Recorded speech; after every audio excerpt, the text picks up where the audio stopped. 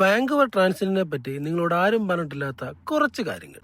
ഇവിടെ ആവശ്യങ്ങൾക്കനുസരിച്ചാണ് ബസ്സിന്റെ സൈസ്. ചിലയിടങ്ങളിൽ ഇതുപോലുള്ള സിമ്പിൾ ബസ്സുകളാണെങ്കിൽ ചിലയിടങ്ങളിൽ കൂടുതൽ ആൾക്കാരെ ഉൾക്കൊള്ളിക്കുന്നതിനായിട്ട് ഇതുപോലുള്ള ആർട്ടിക്കുലേറ്റഡ് ബസ്സുകളാണ്. ചില റൂട്ടുകളിൽ ടൂറിസം പ്രൊമോട്ട് ചെയ്യുന്നതിന് വേണ്ടി മാത്രമായി ഡബിൾ ഡെക്കർ ബസ്സുകളുമുണ്ട്. അതുകൂടാതെ ഒരു പ്രത്യേക ആവശ്യത്തിന് വേണ്ടി മാത്രമായി ഇവിടെ ഒരു ബസ്സുണ്ട്. അതിനെപ്പറ്റി ഞാൻ ഏറ്റവും ഒടുവിൽ പറയാം. അപ്പോൾ വീഡിയോ മുഴുവൻ കാണും. ഇവിടെ ബസ്സുകൾക്ക് പേരില്ല, എല്ലാം നമ്പറാണ്. ഓരോ റൂട്ട് അനുസരിച്ച് ഓരോ നമ്പറുള്ള ബസ്സുകൾ. ഈ കാണുന്നതാണ് ഇവിടുത്തെ ബസ് സ്റ്റോപ്പ് സൈനുകൾ. അതിൽ കാണിച്ചിരിക്കുന്ന നമ്പറുള്ള ബസ്സുകൾ മാത്രമേ ഇവിടെ നിർത്തത്തുള്ളൂ. മേജർ സ്റ്റോപ്പുകളിലൊക്കെ ഇതുപോലെയുള്ള സിമ്പിൾ കാത്തിരിപ്പ് കേന്ദ്രങ്ങളും ഉണ്ട്. ടിക്കറ്റ് എന്ന് പറഞ്ഞാൽ നമ്മുടെ അടുത്തേക്ക് വരാൻ ഇവിടെ കിളിയുമില്ല, കണ്ടക്ടറുമില്ല.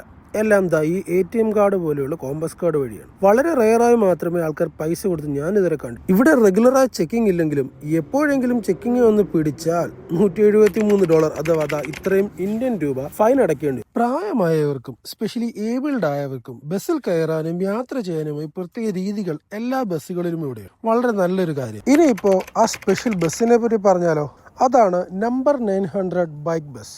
നോർമലായി ഇവിടുത്തെ ബസ്സുകളിൽ 2 സൈക്കിളുകൾ വെക്കാനുള്ള ഓപ്ഷൻ ഉണ്ടെങ്കിലും ഈ ബസ്സിൽ 10 സൈക്കിളുകൾ വെക്കാൻ കഴിയും. ഇൻട്രസ്റ്റിംഗ് അല്ലേ? ബൈക്കുകൾക്ക് വേണ്ടി മാത്രം ആ ഒരു ബസ്.